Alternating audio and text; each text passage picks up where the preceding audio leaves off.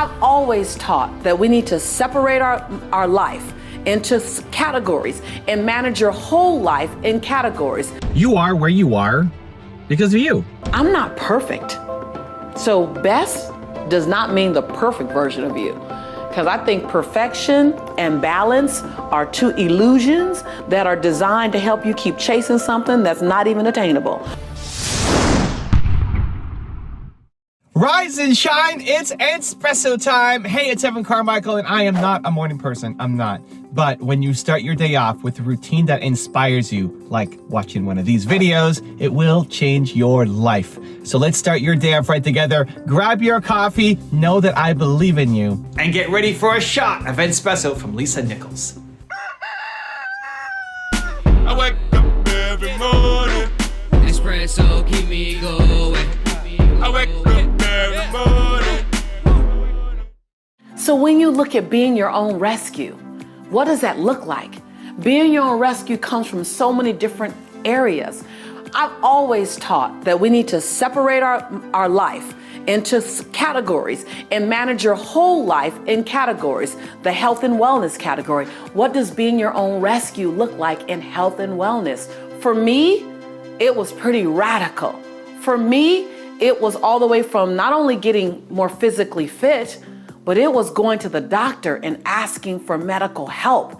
It was saying something's happening in my body and I don't know what. It was no longer ignoring what was happening. What does being your own rescue look like in your finances? For me, it was me writing myself a check the way I wrote SD&G and the way I wrote the electricity bill and the way I wrote my rent check way back 20 years ago. It was me writing a check to my dream and putting in the subject line, funding my dream. That was being my own rescue as well. What does being your own rescue look like in a relationship? Does it look like just speaking up and asking for what you need?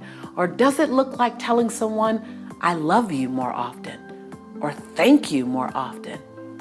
Or please accept my apology for not showing up for you? What does being your own rescue look like in the different categories? And then what does action look like to be that rescue? Because when you can be your own rescue, you actually are your own superhero. You actually are your own best friend. You actually become everything you need for you. And then you can serve everyone else from your overflow. You are where you are because of you, because of the choices you've made. You are right now here stuck where you're stuck. It's not the government's fault. It's not the economy's fault. It's not the algorithm's fault. It's not your parents' fault. It's not even your fault. I'm not even here talking about placing blame. It's not about who we're going to blame. It's about taking the responsibility to fix it, to say, I don't want to stay stuck here where I am right now. Things have to change. This is not my final destination. I'm going places. You're going places. And taking the responsibility to make that change happen, where too many people just get stuck up on the blame. Like, well, I'm here because of the economy, or because of the president, or because my parents, or because my education, or because whatever circumstances. And we use that as a valid excuse, a reason for why we won't take action. Well, it's not your fault. And because it's not your fault, we have somebody to blame. And so that means we can just stay stuck. And unfortunately, that's where most people are stuck. They're stuck being stuck. They're stuck placing blame. They're stuck because it's easy, because it's easier to just shut up the world and go dive into Netflix and entertain yourself, as opposed to actually fixing the problem. When there are problems that show up in life, and that's gonna happen for everybody, the most common responses people have are, one, to blame somebody else because it's not your fault, and two, to go dive into entertainment. As opposed to saying, I don't even care whose fault it is, but I'm gonna take responsibility for where I'm at, and I'm gonna invest in myself to flip from entertainment to education so that changes can start to happen. Because until you break that loop, until you break that cycle, you stay stuck. And it's comfortable. It's comfortable and it feels good to know that it's not our fault, but ultimately you're not happy. The short term, you're happy because you can just put the blame on somebody else, but long term, you're not happy. You're not happy because you never get the growth, you never get the progress, you never get your goals, you never accomplish your dreams, and you're stuck there knowing that you're capable of more. I went through this very recently on my YouTube channel. So one of the strategies that I've been helping some of my friends with, there's one guy in particular who has blown up on YouTube thanks to one key strategy that I gave him. And I told this to him maybe a year and a half ago, and he started applying it maybe 6 months ago, and you see channel popping off, growing faster than I'm growing off of my strategy. And I finally came to the realization, like, why am I not doing this for my own channels? I'm telling other people to do it. Most people never take action, but this guy actually took action on it, and he's crushing me now doing this stuff. Why are we not listening to our own advice? Like, why am I not doing the same thing on my channel yet? And it came down to, well, I'm worried about my team. I'm worried about how much extra work it is. I'm worried about, mostly about my team and like how we've done things in the past and changing things up.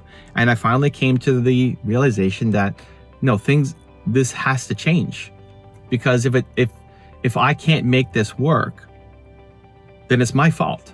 This is my fault. And my team's livelihood is my responsibility. And I need to be constantly growing and getting better. And if YouTube's algorithm changes, I need to be on top of it. And I need to be guiding my team in the right direction, because they rely on me for their career and for their impact. Now, could they go get another job? Of course, but hopefully they like working with me and the work that we're doing, and feel like they're valued and what they're creating is having an impact. And so me being afraid is not a good enough reason. And so it wasn't until I really owned that to say, this maybe took a couple months for really to sink in. Like, my own advice is being used for somebody to help them blow up, and we're not doing it because I'm afraid of the impact that it's going to have on my team. And that can't be a good enough reason. That can't be a good enough reason, because ultimately I'm doing a disservice to my team. I'm doing a disservice to myself, and I'm doing a disservice to you. Because the more people who can see these videos, the more belief we spread in the world, the more impact we have, the more people's lives change, the more great companies are built. This is my mission. And so if I don't do it, then it's my fault. It's not YouTube for changing. It's not anybody on my team for resisting. It's me. It's my fault. And so when I finally accepted that, then you can move fast. Then I messaged some of the key people on my team and said, okay, here's what we need to start to do. And I understand there are problems with this, so let's fix the problems, because this has to happen. And now we're doing it, and now we're moving quickly, and hopefully we'll start to see the results. But it wasn't until I accepted the responsibility for it to say, I'm not going to stay stuck in this rut that we're in, that things start to change. And so how can you start to apply this in your life? I'm going to give you a 3-step process that I think will help. Step number 1 is, what is the thing that has to change in your life? Where have you been stuck for the last little while? And we all go through these moments where we've got massive clarity, courage, and we take action, and you're just moving. And then you get stuck. You get stuck doing the same thing. So where are you stuck right now? Is it your business? Is it your relationships? Is it your career? Where is it? Your mindset, your health habits? Like, where do you feel is the number one place that you're stuck right now in your life? Where are you stuck? Get really clear on that, because having that honest conversation with yourself really matters. That's how you can start to make the change. And the point of this is not to say that you suck and look at the disaster you made for yourself and I can't believe you're not doing better. This is not a negative self-talk exercise. This is we're gonna have an honest evaluation of where we are right now. This is you sitting down with you. You can look in the mirror, you can journal, you can go for a walk, whatever you need to do to have that conversation with yourself. But figure out, what is the number one area that you feel stuck right now that you don't want to be stuck in anymore? That if you're still stuck in the same spot that you are in right now, 1 year from today, you're going to be upset.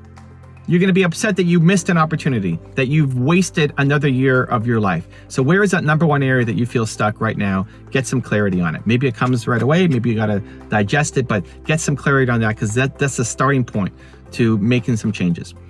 Step number 2, who are the people who've done this thing? Who are the people who are great at this thing? Who are the people who you look up to, respect, admire? Maybe they're physical people, humans that you can touch and have coffee with and have a phone call and go meet and are in your life. Or maybe they're people you've never met yet.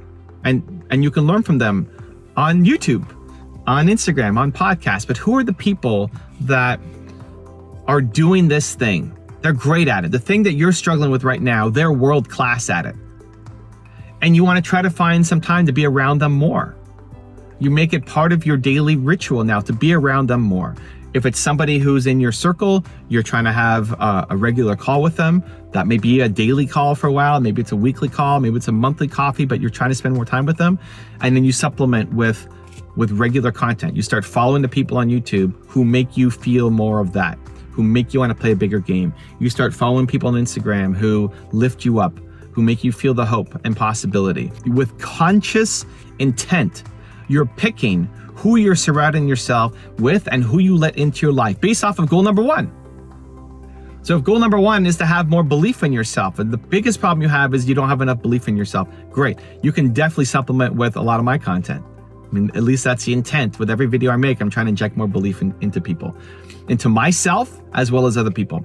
If your number 1 goal from step number 1 is you want to have better health, great.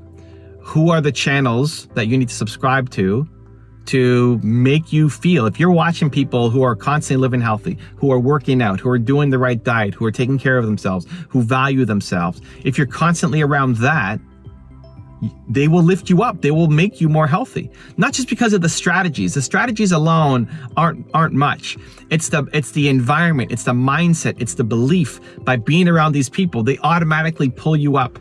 They automatically make you feel like it's possible. They automatically become a part of your daily, and they push you towards having the courage to do the thing that you want to do.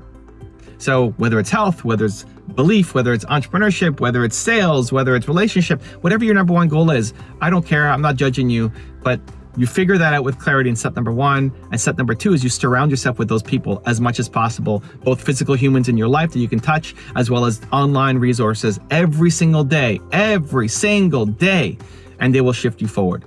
And then step number 3 is have the courage to take action. So getting clarity is, a lot of people get stuck on this step. You get clarity over what you want. You know that you don't want to be stuck here anymore. Great. You're supplementing it, and you're watching videos, and you're listening to podcasts, and you're going to events, and you're meeting people. Great. Nothing still changes. Nothing still changes. It works. Until you actually do something. You have to have the courage to act. So the point of motivation isn't just to feel great. It's to give you the 5 seconds of courage to then go do the thing that you need to do.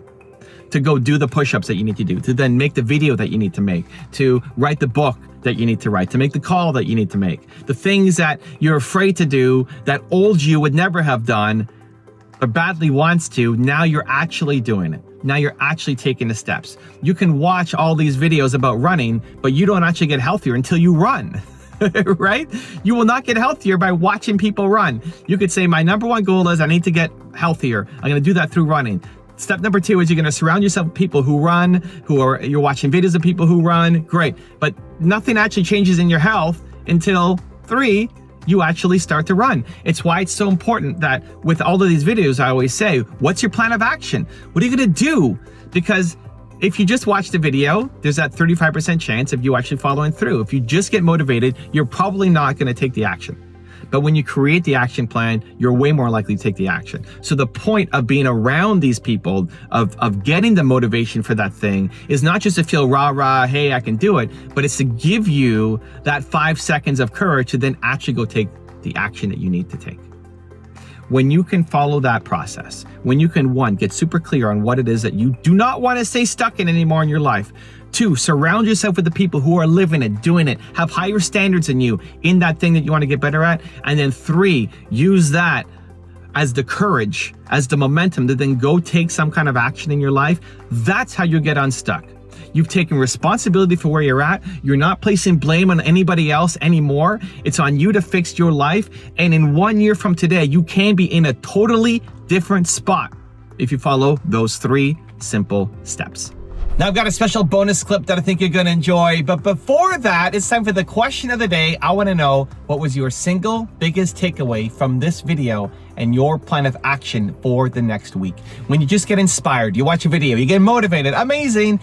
the science says you have a 35% chance of actually doing something, actually following through. That, Believe Nation, is not enough. That is not you, not now, not anymore, not today. But when you get inspired and then you create a specific plan of action for what you're gonna do, that number jumps to 91% chance of you following through. And when you commit publicly to others, like leaving a comment in this video, it jumps to 95%. So the question of the day is your single biggest takeaway from this video and your plan of action for the next week. Put it down in the comments below, and maybe next week I'll profile you.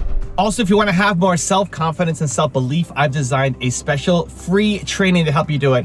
The science says it can take up to 254 days of consecutive action to build a new habit. And I want that for you. I want you to build the habit of self-belief. So what I'm gonna do is email you every day for 254 days, a link to an unlisted video that will shift your belief forward. To get on it for free, the link to join is in the description below. We validate who we are by what we're doing for other people. I say if your knees aren't knocking and your teeth aren't chattering just a little at least, then you're not playing big enough.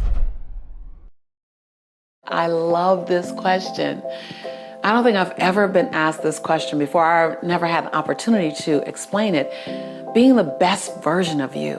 First of all, don't think of it holistic. I want you to break it down to different parts of your life.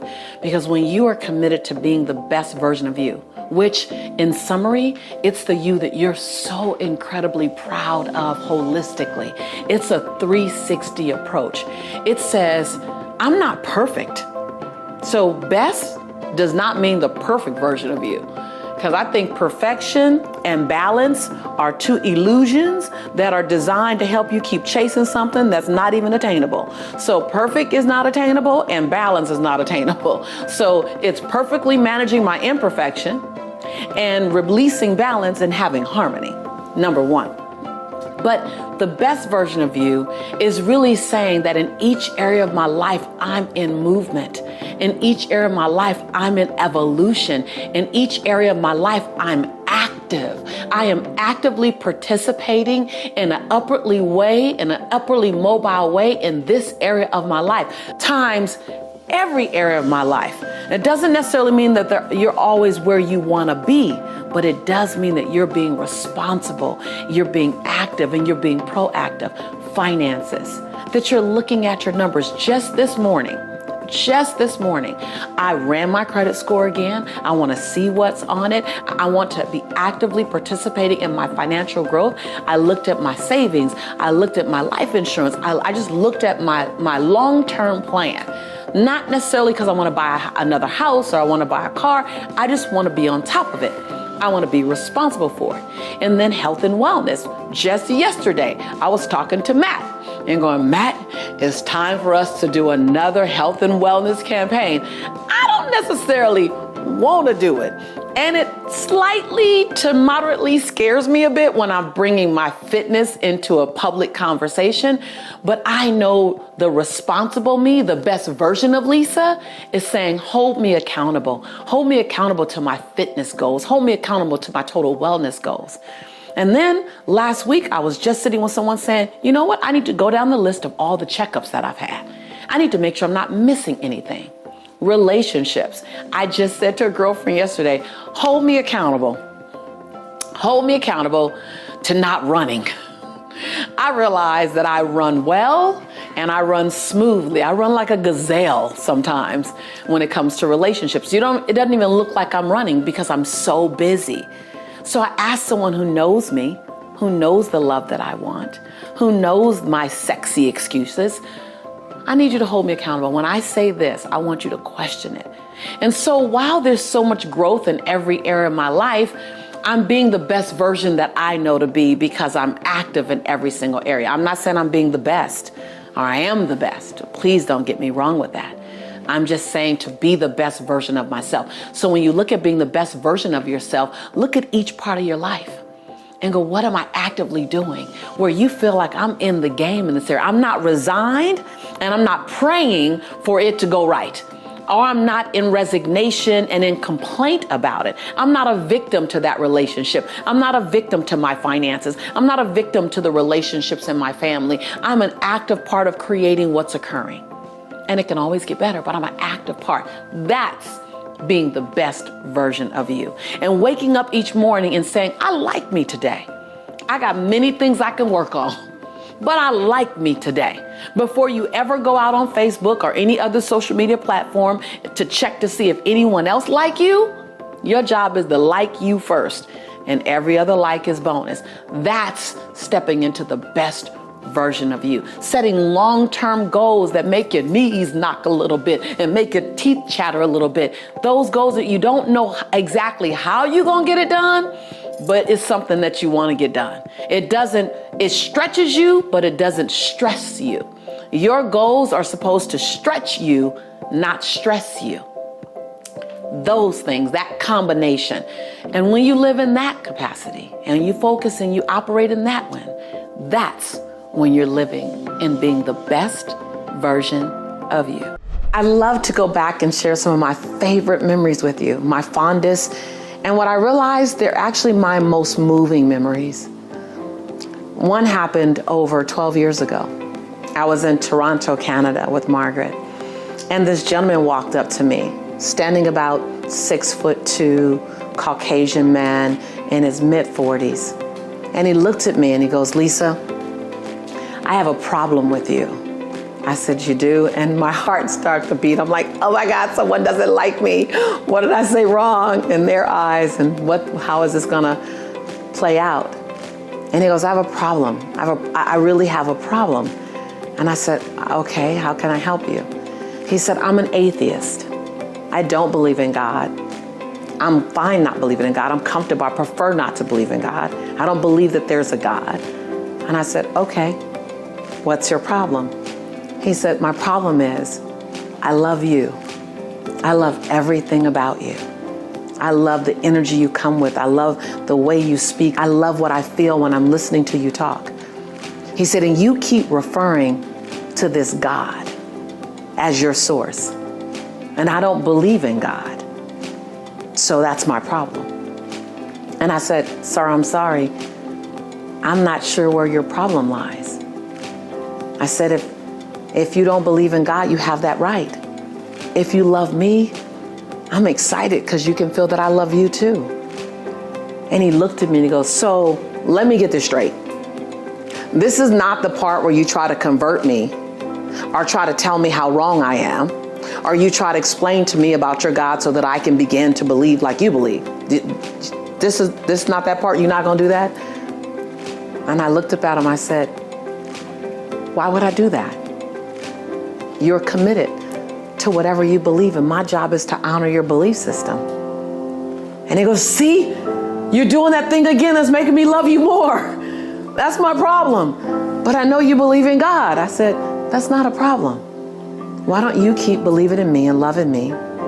I'll keep believing in God and loving God, and we'll keep having this great experience. After I said that, he just grabbed me and he hugged me and he held me. And I knew somehow he was holding on to possibility. That's what I choose to tell myself. He was holding on to the love that he could feel from me, the palatable, non-judgmental, non-persecuting love. And in that moment, I couldn't feel more joy. As I held that man, I couldn't feel more joy. I couldn't feel more happiness that this is what ministry is about. This is what touching souls is about, is to love the person who thinks that you might not love them because their belief system. It was just so beautiful. The moment was so beautiful. I mean, he held me. And then he drew back and looked at me. And he said, you're the real deal. And I looked up at him and I said, so are you. And we said our goodbyes. I never saw him again.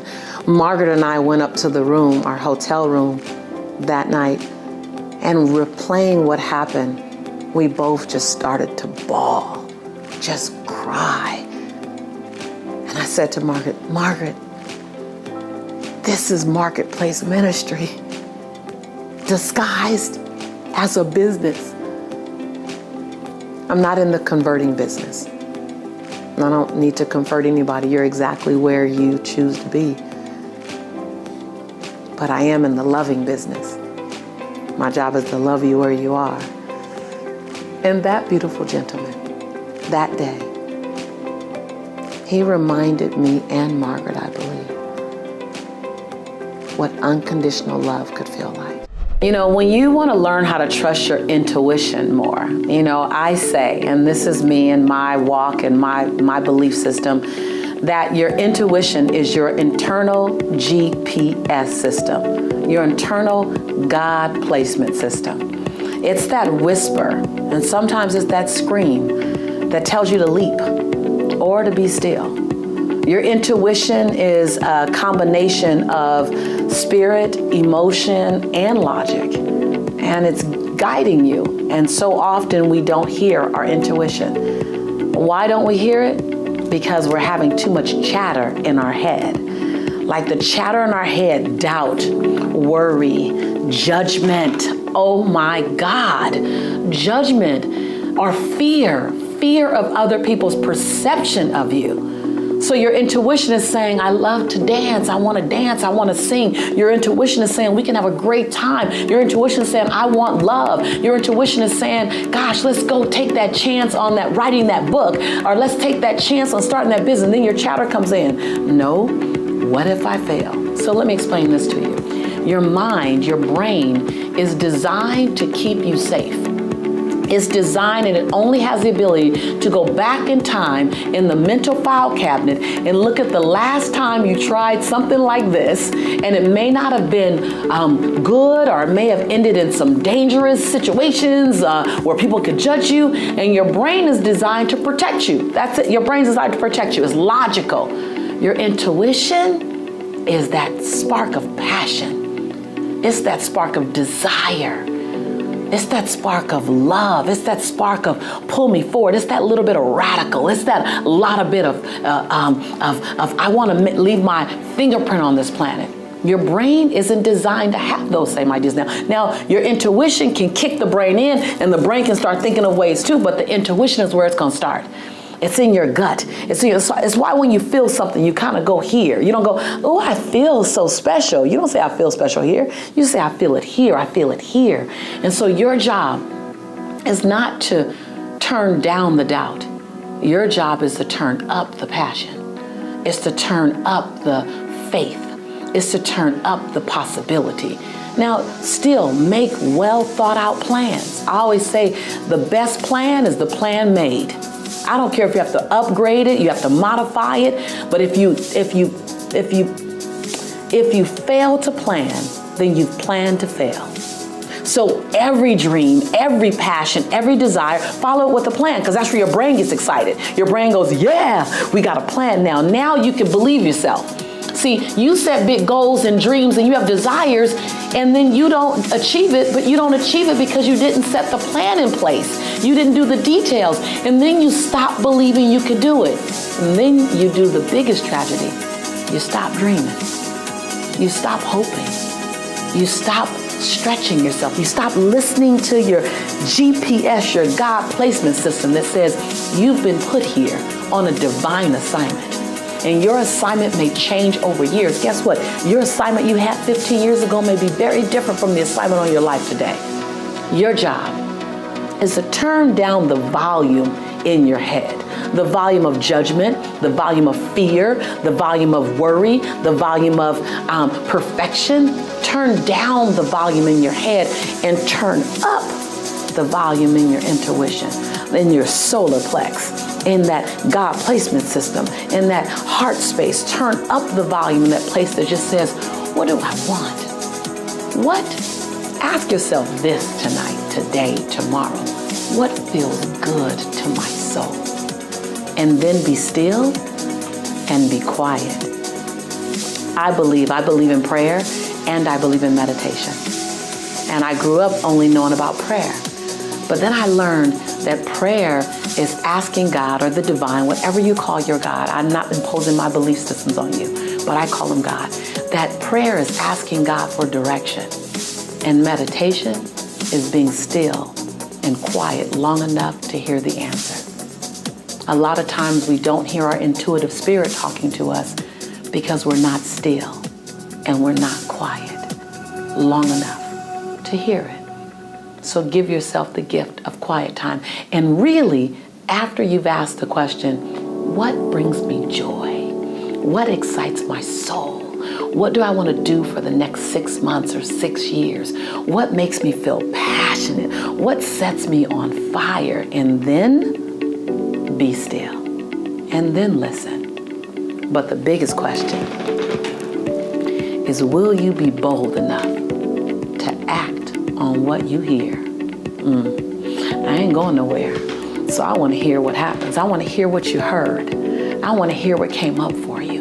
I want to hear what stirred your soul. I want to hear how excited you got. I want to hear about the feelings that began to pulse through your entire body when you listened to your GPS, when you listened to that calling in your soul. I want to know, because that's when the hair on the back of your neck stands up. That's when you get chicken skin. That's when you can't sleep at night. That's when you get up early. I'm just saying. I love the phrase willpower. But willpower isn't something you conjure up. Willpower isn't something you drink. Willpower isn't something you download from Google. What you're talking about is, how do I make the choices that are in alignment with my highest purpose and my highest vision for myself? That's what you really want to ask. See, your life is a physical manifestation of the choices that you made up until this moment. I'm going to say that again because that gets a little deep. And that can go over some people's head. That can hit you sometimes right between the eyes, and you got to hear it a second time. So here it goes.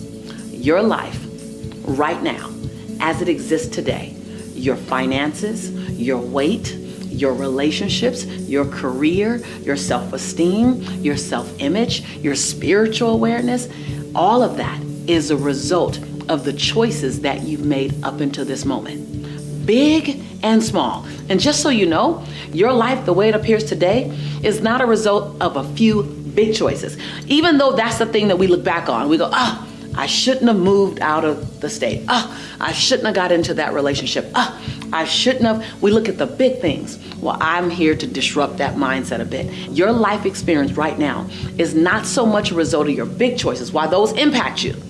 It's really a result of a bunch of small little choices made consistently over a long period of time. Because those are the habits and the behaviors that you've gotten into. So we can talk about willpower and how do I build willpower, as if it's something that you can flex in the gym or something you can do crunches or abs or triceps and build, but it's not. The question you should ask, the answer you should be seeking is, what does it take to make my choices become in alignment with the life that I say I want to live? Now, when you say choices, it makes it really sobering, because even when you choose to sit down on yourself, it was a choice. So I ask you in this moment, what will it take you to decide to make the choice today? Don't even think about tomorrow. Don't think about next week, but to make the choice today that's in alignment with your health goals. Make a choice today that's in alignment with your financial goals. It's the small things. It's the extra visit to Starbucks. It's the extra biscuit. It's the getting up early. It's 10 more crunches. It's doing squats every time you go to the bathroom. At least that's what I do. I do 10. Every time I go to the restroom. I'm already there. I'm just going to keep on going just because I want to stay in alignment with my goal. And my goal is to have a body that at least creates a double take. Or a triple take, maybe. I don't know.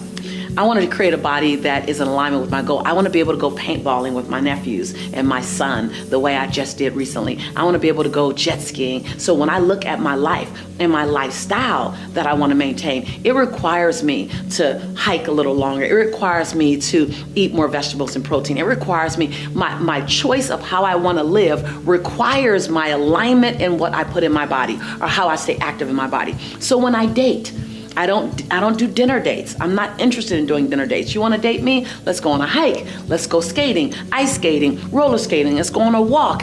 I want active dates in my dating experience, because that's in alignment with my life's purpose. So what are you choosing? Let's not even look at willpower. Let's look at choices. Because choice is something you can control in every single moment. And the choice you made yesterday, if it wasn't in alignment with your greatest goal and your highest purpose, okay, yesterday is yesterday. Make a new choice today. You're not ever condemned or sentenced to making the same choice over and over and over again.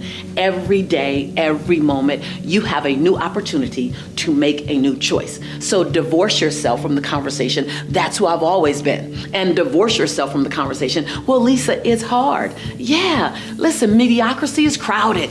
Everybody's hanging out in mediocrity. But excellence, world class, it's a lot of room up there. So it's only for those who are willing to be mildly to moderately to maybe significantly inconvenienced by making the choice that's in the highest alignment with the highest version of themselves. So let's just put away willpower and let's pick up choice. And then let's make a choice that blows your mind. If you find that the relationships around you have toxic outcomes, then I want you to look at where's the breakdown. Is the breakdown in communication? Is the breakdown in how you communicate, the words you're using? Is the breakdown in who you choose to be around? Is the breakdown in the engagement of what you're talking about? What I've learned is that if you're not talking about things that are high enough and big enough, things that are inspiring enough, you will slip into the smallness every single time. If you don't choose an intentionally high, evolving, encouraging conversation, you will slip into the cracks. You will slip into those crevices of smallness and petty. And until you get people trained that you're going to live up here without telling them, I need you to know, it's not an announcement. It's a way of being. It's a what do you choose to participate in. It's a stepping over your desire to hear smallness. Gossip, negative feedback. It's when someone is engaging in negative feedback about someone else, the fact that you didn't add anything to the conversation doesn't let you off the hook. Did you stop the conversation? Did you say, hold on, I don't want to engage in speaking negatively of them at all. Why don't you have a conversation with them? It's course correcting behaviors in your space at the risk of losing the relationship. But what you basically do is you say, here's where I play. Here is where I live.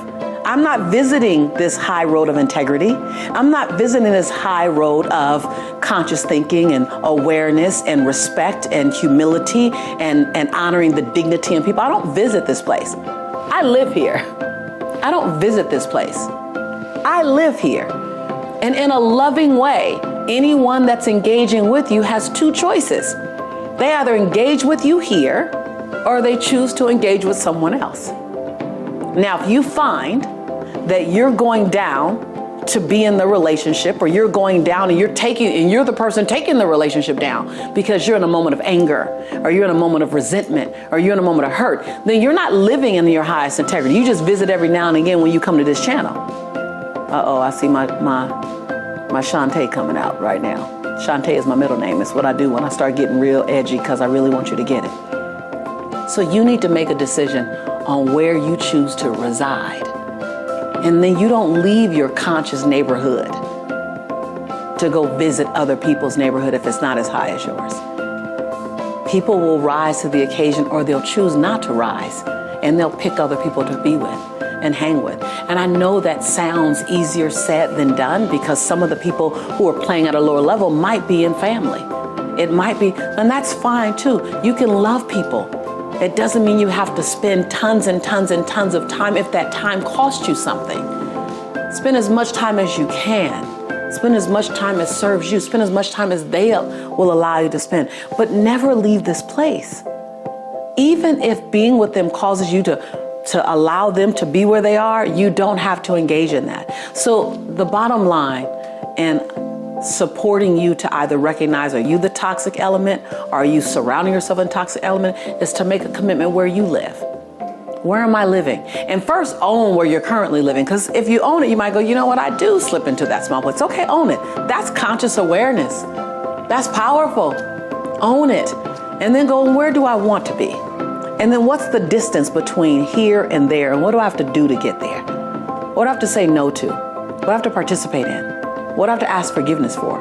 What do I have to clean up? What relationships require cleaning up? And then what declarations must I make? And what decisions must I live in? Don't make a decision, live in your decision. Let me first explain to you what forgiveness isn't. Because most people won't forgive because they have an incorrect understanding of what forgiveness is. So forgiveness is not pardoning someone's behavior. It's not excusing someone's behavior. Forgiveness isn't admitting that you were wrong. Forgiveness isn't saying what was done to me is okay. Forgiveness isn't any of those things. Forgiveness actually, if you really understand it, it has less to do with the other person and more to do with you and more to do with your future. Let's go back to the oil and water scenario. So forgiveness invites in love, invites in possibility, invites in prosperity, it invites in new thinking, it invites in creativity. So forgiveness is an expanding emotion. When you forgive, you're opened up for new things. Anger is a contracting emotion. It requires you to shut down, to avoid, to shut out, to stop talking. Everything in anger is about stopping and shutting down. Everything about forgiveness is about opening up without pardoning someone's behavior. I want to make sure I'm clear on that, because most people attach forgiveness to, but you don't know what he did, but you don't know what she did. When you can detach, forgiveness is not about what they did. Forgiveness, get this, forgiveness is about making yourself available. Think about your body is primary real estate. There's only so much of it. It's a finite space. There's only so much space. It's not forever. This is your body. So if this is your primary real estate, your heart, and you have anger occupying 20% of it, you can never experience 100% love. You can never experience 100% possibility. You haven't given yourself a chance at 100% of the things you want most, because your primary real estate, your heart, your body, your mind is being occupied with a very intrusive, toxic emotion. Less and less about them. Nothing to do with them being right or their behavior being pardoned or the action. It's your future is paying for your past when you hold on to anger. So when you get really connected to the cost of anger, then it's not about the what. As a matter of fact, the longer you've been angry, the longer you've robbed yourself of 100% of what you were worthy of. And if someone's betrayed you, if someone's hurt you, then you over everyone deserve 100% love, 100% possibility, 100%. But it requires forgiveness. And in many cases, it's forgiveness of yourself. In many cases, the person you've been angry at the longest is yourself. And the same rule applies when it comes to you. Over the years, I've had to learn how to disconnect myself from people, how to pull away, how to move on without what I call Benihana-ing people. Now, I don't know if you remember, but if you ever go to a Benihana restaurant, they have those sharp knives and they kind of go, and you don't even know that the zucchini is like all diced up until they move it and then everything is cut apart. Well, I used to have a habit of like cutting people off so well, so fast that I felt like I Benihana them. Like they didn't know they were like all sliced and diced until they went to walk away and their head fell off and then their arms fell off. And over the years, I had to learn, how do I complete? By the way, I would say, don't break up with people. Don't break away from people. Don't stop being their friends. A better mindset is recognize when the relationship is just complete. Now, I say complete with me. When I say complete, that means the relationship has had every experience that it needs to have. You've done everything you need to do, and it's just complete. So you don't have to make people wrong. That was a big lesson for me, because we're taught that in order for relationships to end, someone's brains need to be splattered on the ceiling. Well, the older, wiser me recognizes that I can end relationships from people who I've outgrown, or people who might be toxic, or people who are just not a fit for me, and also leave their dignity intact. Key word. I want you to write that down, type that in chat, because there is a way that you can complete with people. Notice I'm using these keywords with you. You can complete with people, meaning every experience that we need to have, we've had. And now I'm complete. That you can do that and leave their dignity intact. You can say this relationship has run its course. You don't have to outline everything that's not working, because you know when we outline things that are not working, all we're doing is making people wrong. So let me just say, the way you complete a relationship is to first check your ego. Because your ego, or ladies, your she-go, whoo, they will get in the way, and what you want to do is point. I'm done with you because of this, and this. And we all know when you point one finger over there, the three fingers point back at you. We've all heard it.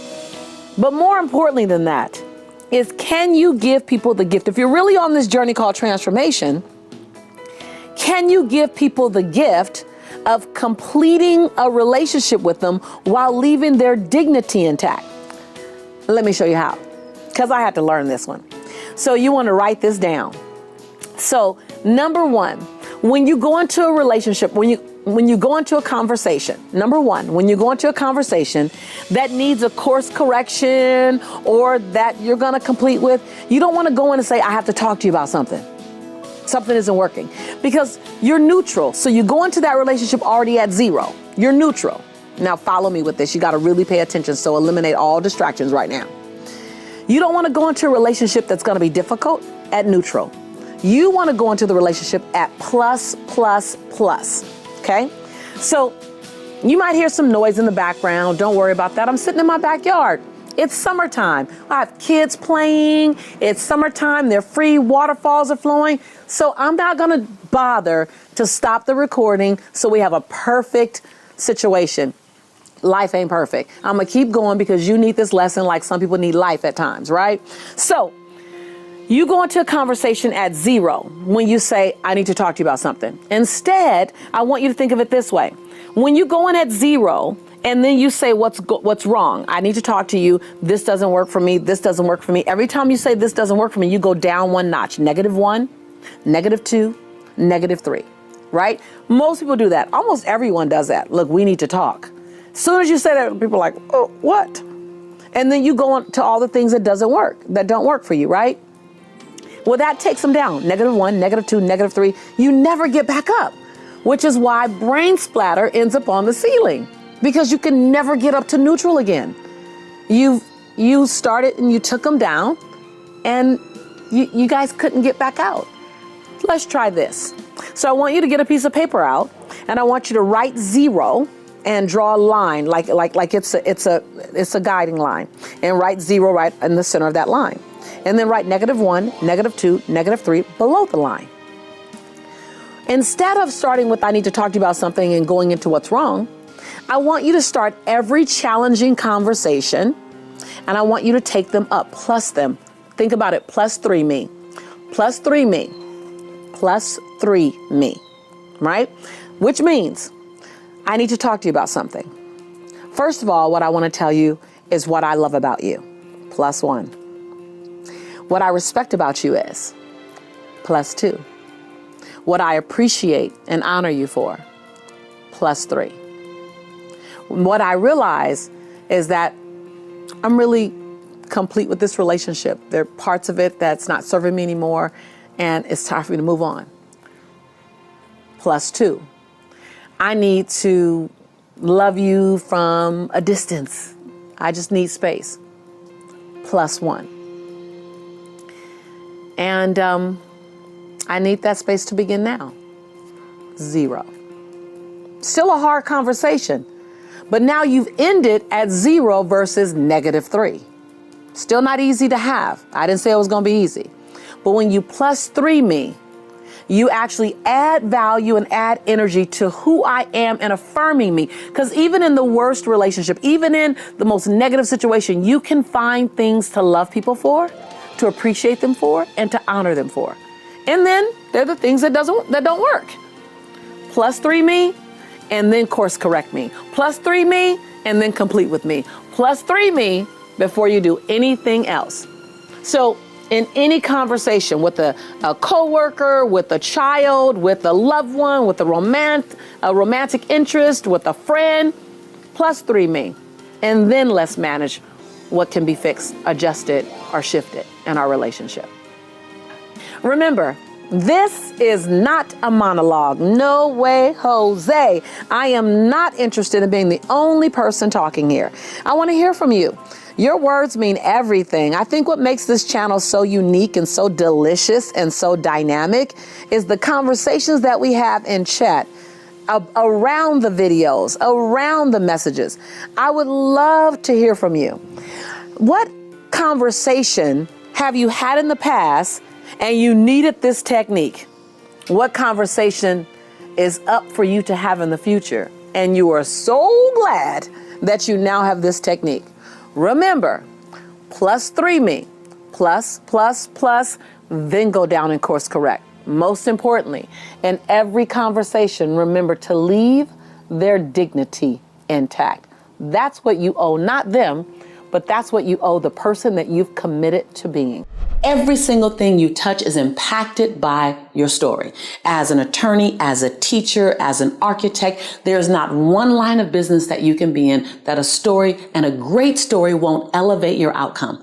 Every single line of business, every single line of service that you're connected to will be impacted and ideally elevated by the level in which you're willing to tell and share your story. So let me give you some guidelines, some parameters, what I like to call the bumper rails, as if you were going bowling. You know, when I go bowling, I ask them to put the little bumper rails down so I can my ball can get down the lane. So let me set up some bumper rails for you so that you understand what makes a great story. So one is the willingness to take risk. Most people, Vishen, when they're telling a story, they don't want to take a risk. So the story has its limits on how high it'll go or how deep it'll go. And when you have that, then you're really not at that part that's going to touch my soul. So being willing to take a risk, being clear and concise with your stories. A great story is a show me story, not a tell me story. Now, this is the distinction that's the game changer for most. Most people are telling a story. They say, so let me just share with you a little bit of my story, and I'll tell you and then I'll show you.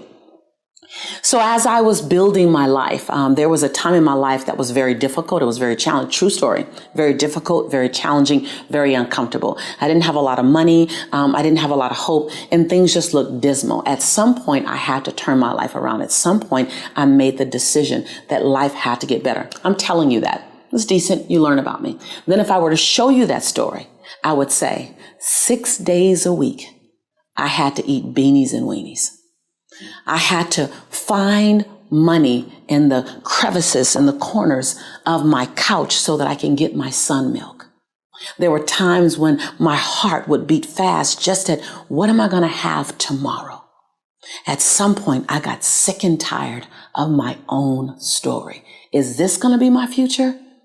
No, I can't handle it. Notice the difference in that second story. Wow. I completely see that. I just painted a picture. Same story. Mm-hmm. Now, the second one, when you show a story, it's going to require more of you. It's going to require you to find the colors. What were you thinking? What were you experiencing? What was going on in your head? Instead of telling me you look for money, turn and point. Now, this is anywhere. This is anywhere you are doing anything. I promise you, you become a great storyteller and you will captivate your audience no matter what you're doing. I've captivated investors. I've captivated students. I've captivated educators because I was willing to show the story. I call it unpacking the story, Vishen. Being willing to tell me, what were you thinking? What were you feeling? What were you seeing? Think about a story as an oral movie. And so in an oral movie, think when you're looking at a movie, the first thing they do is they identify what state of time it is. Is it futuristic? Is it in the now? Was it back in the day? You notice that based on what people are wearing, how they're talking. So paint that picture for me. Take me to that environment. Set the backdrop up for me. Show me what you're going through. Instead of saying I was angry, you can tell me you were angry, but when you say the hair on the back of my neck was standing up, I felt the fumes exiting my nose. I thought that my chest was going to pop and I was going to say something that I'd regret forever. Ooh, you just showed me you were angry. Take that extra time to unpack it. Why will most people not do that? Because it requires a level of vulnerability that we're not willing to share. When you look at prioritizing, it really lives in, and I'm gonna say this word, and you're probably not gonna wanna hear it, but when I tell you it's a game changer, when you master, and just for now, begin to operate inside of time management. I used to resist time management because I'm a free spirit / people would call me a rebel back in the day, meaning I didn't want to be controlled. I'm a butterfly. I wanted to soar. I wanted to be free. Well, the reality is that when you manage your time more effectively, you actually create more freedom. That was a huge aha for me. Somebody's gonna BOL right now, like breakthrough out loud. Because when you time manage, meaning, I'm gonna use better blocks of my time. Let me give you some examples for that. I'm gonna use better blocks of my time, meaning I'm only gonna go in my email 3 times a day. I go on my email about 9:30, between 9:20 and 9:40, I go on my email. I stay in my email for 30 minutes. I'll go back in my email about 3 o'clock in the afternoon. I stay in my email again for about 30 minutes. I go back on my email one more time at 6 p.m. I stay in for about 30 minutes. That's it. I don't go in 19 times. I don't go in 20 times because 3 times a day gives me adequate time to see what's in there, see what's new, and act appropriately. Otherwise, it's throwing me off. I time block my day, about 90 minutes each time block to do a task. Even if a task only takes me 30 minutes, I time block 90 minutes because I get distracted. But when you time block your day and then you schedule each day, not every day looks the same. I have a time block for everything I need to do for 7 days out the week. Can you believe that in that time, I got more things done? You have to become comfortable with your no. My grandmother says, baby, she starts every sentence with baby. Baby, if you want your yes to have more value, you need to learn how to exercise your no. See, your yes might not have its value anymore. Why? Because you give it away too much.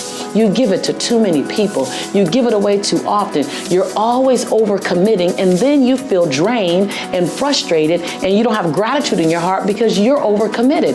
Well, that all started with a yes that should have been a no, or should have been a I'd love to, but not now.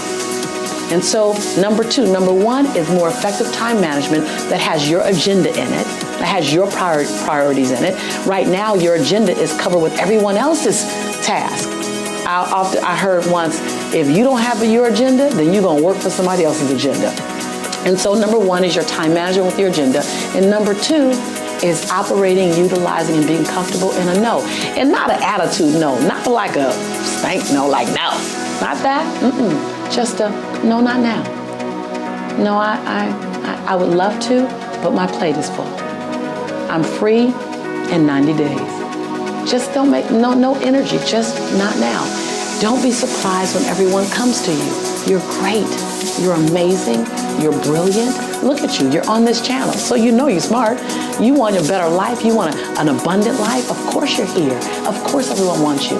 And your priorities matter. So the third thing is to remember, it's your job to fill your own tank.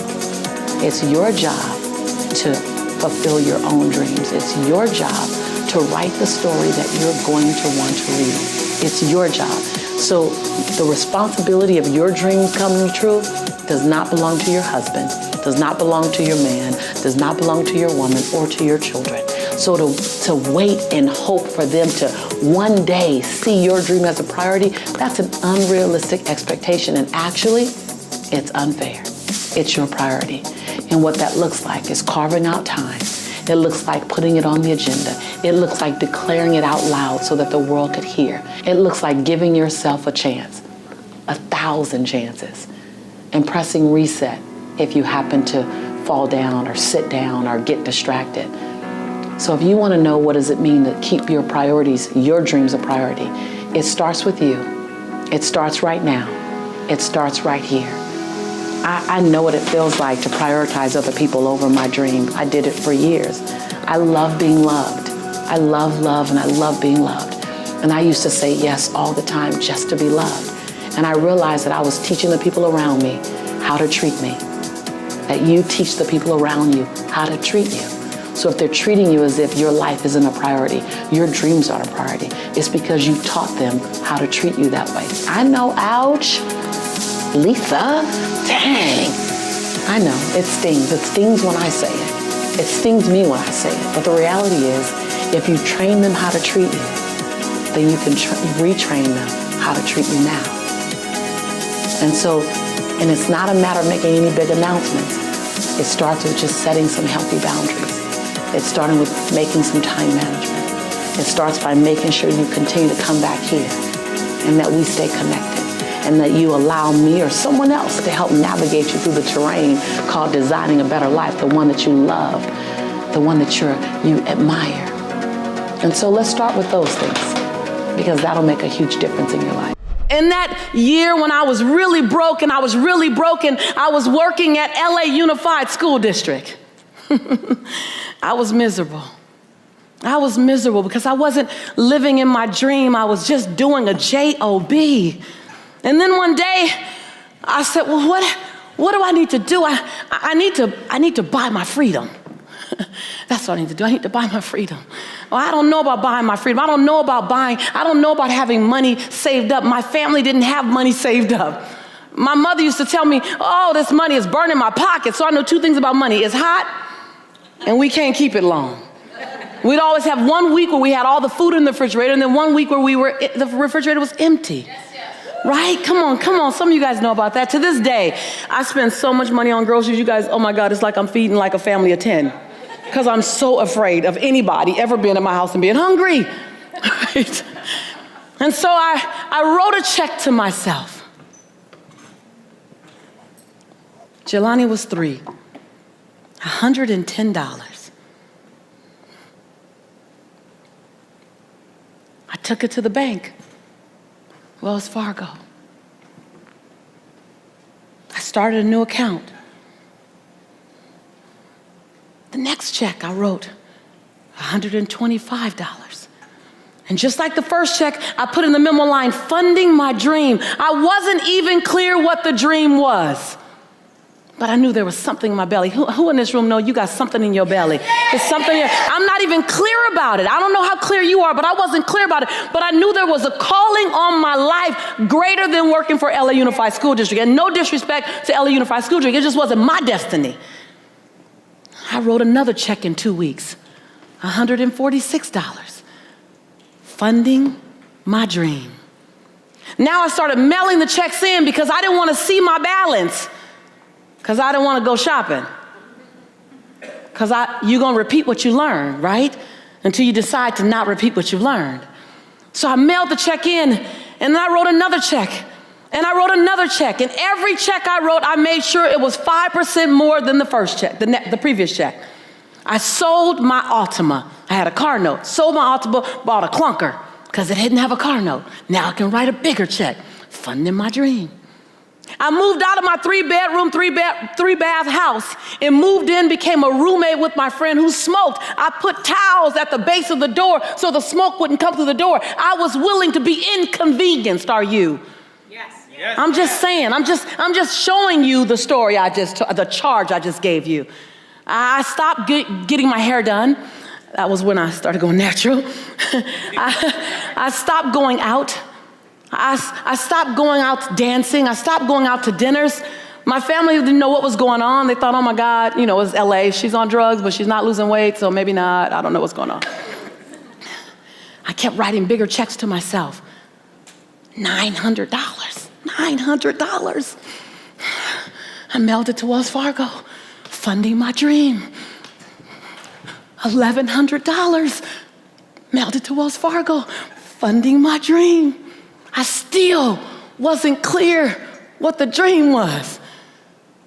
I just knew I had one, and it was being born through me, and I needed to give it a chance. That's all I knew. You don't have to see 2,000 feet in front of you. Just see 200 and run to the 200. Yes. You don't have to see it all. 3.5 years later, I'd written a check to myself every 2 weeks for 3.5 years. I didn't go out for 3.5 years. I didn't go dancing. I didn't get my hair done. I didn't get my nails done for 3.5 years. Are you willing to be inconvenienced for your conviction? I walk in to Wells Fargo 3.5 years later, and I said, hi, God bless you. Hi, my name is Lisa Nichols. She goes, oh my God, you're the funding my dream lady. I was like, yeah, I guess I am. And all of a sudden, all the tellers came running around. The manager came, they're like, oh my God, okay, oh my God, we have been wondering. We all got the same question. Y'all know what the question is, right? What's your dream? I was like, I'm not sure, but I know that it includes inspiring people, having people believe in themselves again, teaching them how to get back up when they've been knocked down, having them be willing to give themselves 1,000 second chances. And every time they get to $9.99, press reset. I'm not sure what it's gonna look like, but it's just gonna help people. I said, I came to check my balance. I've been writing a few checks to you guys. They say, yes, you've been writing a lot.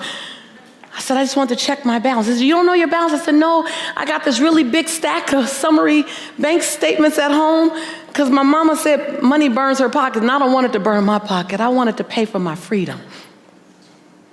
I said, I just came to see what my balance was, if I had enough to fund my dream as it gets clearer. She wrote it down. Everyone's excited. She wrote it down, turned it around to me. I looked at it. I said, oh no, my name is Lisa Shantae Nichols, and my social security number, I said, that is not my money. And I am not taking that money because you're probably gonna want it back. So just fix that error right now. And they looked at me. They said, you really don't think that's yours? I said, no, my family's never had $5,000 in the bank or $10,000 in the bank. That's $62,500 in the bank. They said, Miss Nichols, and everyone teared up. The manager teared up, the tellers teared up. They said, Miss Nichols, whatever your dream is, I think you can fund it now. I looked at my son, Jelani, who now is 5 or 6, and I said, Jelani, our lives are gonna be a little different now, baby. Jelani said, yeah, Mommy, can we now go to McDonald's? See, for 3 years I've been telling Jelani, I'll make you a Big Mac. Mama makes Big Macs better than McDonald's. And so it began with a $110 check. So I don't know what yours is. I don't know what your radical looks like. For some of you, your radical was coming here, right? Yes, yes? Yes. And this is the beginning. Yes, yes. This is the beginning of your radical. This is the next best step. This is the first step. And so I just stopped by to let you know you're on the right path. And as you ramp up, you're going to have questions. You're going to be afraid. I do more things afraid now than I do fearless. Because the bigger you play, the bigger your breakdowns. Every single one of my errors in the last 5 years have cost me 6 figures. Like every single one. Every single one of my errors has required me to call an attorney. Like they're just big, because I'm playing big. I'm playing big, so be willing to go to the edge. And this is where you are here. Be willing to go to the edge and not just lean over and feel the breeze and watch the people jump and watch them soar and look through the windows at all the people who are living great lives. Don't just go to the edge and feel it. Be willing to lean. Feel your heartbeat. Feel it. That lets you know you're alive. That lets you know you're okay. Fear fuels you. Fear lets you know, go get more information. Fear lets you know, stay up a little later and study. Fear lets you know, get up a little earlier. Fear lets you know, ask for help. Fear is informing you. It's not stopping you. It's just another emotion like love and compassion and gratitude. We just made it paralyze us. See, fear doesn't stop me. Fear informs me. And when you get intimately connected with the fear, I feel it, and I'm moving forward anyway. I feel it, and I'm going to love anyway. I feel it, and I'm going to invest in me anyway. I feel it, and I'm going to show up and play anyway. When you get connected with fear, it becomes your best friend. And when you stand on the edge, you feel the breeze. You feel the fear, and you leap anyway.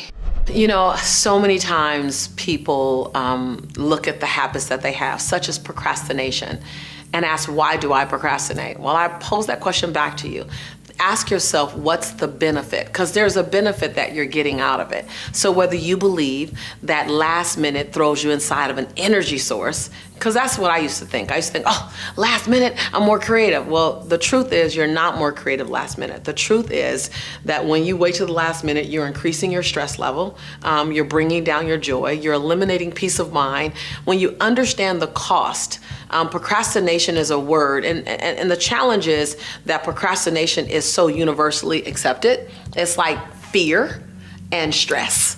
Like, I'm so stressed out, and it's become such our norm that it's okay. Well, ask yourself the question, what's the price that I pay? Because I believe any behavior that you don't want any longer, the way that the catalyst to change is recognizing the price. Because we're high producers, we can still get it done inside of procrastinating. We can still get it done. But if you ever take a moment to stop and ask yourself and answer, what's the cost of me procrastinating? And you can do that for everything, but we're focused on procrastination now. What's the cost of me procrastinating? Let's go down that list. When you procrastinate, it costs you clear organizational time because now you're rushing. When you procrastinate, it costs you peace of mind. When you procrastinate, you're now thrown in urgency. Urgency increases your stress. Urgency is known to increase your stress. If you live in urgency, you literally are 2-3 times more likely to have a heart attack, I hear. Not confirmed, but that's what I heard. So if you live in this space of urgency all the time because of a behavior that you can modify, think about it. How are we forward moving, upwardly mobile? How are we brilliant and operating in something we can control? There's so many things that you can't control. Procrastination is something that you can control. I used to be last minute, and I resisted. I gotta tell you, I resisted planning. I thought it was for slackers. I didn't need to plan. I can go off the fly, and I'm pretty creative, and I can get myself out of some pretty hairy situations, and I can produce pretty good content, pretty good experiences last minute. So I lived in the last minute conversation. I didn't even call it procrastination. It was just when it was scheduled to be done. So if I'm flying out at noon, I can pack at 7 in the morning. When I realized that I eliminated the space that I needed to do it in such a planned, methodical way that on the other side, I felt good about it. When you wait to the last minute to do anything, you've now taken the joy away that comes with having the space to do it in a timeline that's effective. But here's the other thing. I ask you, what are you proving to yourself when you can get it done at the last minute? What are you proving to yourself? Because there's some form of proving or denying, or there's something going on that you still need to do. Especially if you know how to plan in other areas of your life. You can't be a part-time planner, part-time strategist, part-time person who's prepared, and then in this other area you're not. No, now you're making a choice. So why do you choose to procrastinate? What do you believe it's giving you? And if you found out that it's not really giving you what you thought it's giving you, or if you found out that procrastination is giving you a whole lot more than you bargained for, it's giving you stress. It's giving you the non-gift of urgency. It's giving you all these things that you go, oh, I didn't know all that comes with it. Yeah, and the challenge is you manage all that well. And because you manage it well, you think it's okay to have it. Can we give you more peace of mind? I packed the same exact clothes for a trip. I simply packed for the trip 72 hours in advance. So the final 72 hours that I have, I can use that relaxing, or I can use that planning something else. But when I'm in urgency packing, and I've been there plenty of times, I lose the creativity, I lose the peace of mind, and I lose a little bit of joy. Because now I'm bumped up against a deadline that's so intense and it's a non-negotiable deadline, if I back away from that deadline and I give space and grace and ease, it actually is a form of self-love. I know that sounds crazy, that planning and not procrastinating is a form of self-love. But see, when you procrastinate, you're putting that thing you need to do last, which really is putting you last again. So if you procrastinate, you're putting yourself last. It's not the only time you put yourself last. It's a behavior and a habit that you do. So I ask, can you move yourself up to the top? You might not put yourself first, but can you put yourself second? I'm gonna shoot for first. Procrastination and overcoming procrastination. You're talking to a recovering procrastinator. That when I moved from procrastination to better planning, I felt the grace and ease and space in my life.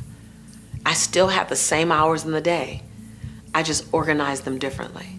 I just set better priorities, more effective priorities. That you're not supposed to enjoy the experience when you get there. You're supposed to enjoy the experience and the journey getting there. And when you move from procrastination to planning, to time management, and time management is a fact. Time management has a direct impact on procrastination. If it matters to you, it should find its way in your calendar. It should find its way. When I'm going on a trip, I have pack in my calendar. I have it packed in my calendar 4 days before I'm leaving, so that if I run out of time and it takes me a whole day to get to packing, I'm still 3 days early. It took a long time to learn that. Procrastination is showing up for you last. Are you willing to show up for you first? Are you willing to trust if you can do a good job at the last minute? What can you do if you planned it out in a more effective way? What can you do? If you just live this next season on what could I do if I search for the best and brightest version of myself? Procrastination will be on the list of one of the things you modify to discover the best and brightest and most brilliant version of yourself. Christy talked about affirmations. Abundant thinkers understand the power of I am. Anything after the word I am is true to your unconscious mind, Michael. Anything. Anything after I am. Anything after I am. Even if you know it's not true, your conscious mind will believe it. Anything after I am. So the use of affirmations is very intentional and very consistent. I was diagnosed as clinically depressed in 2001.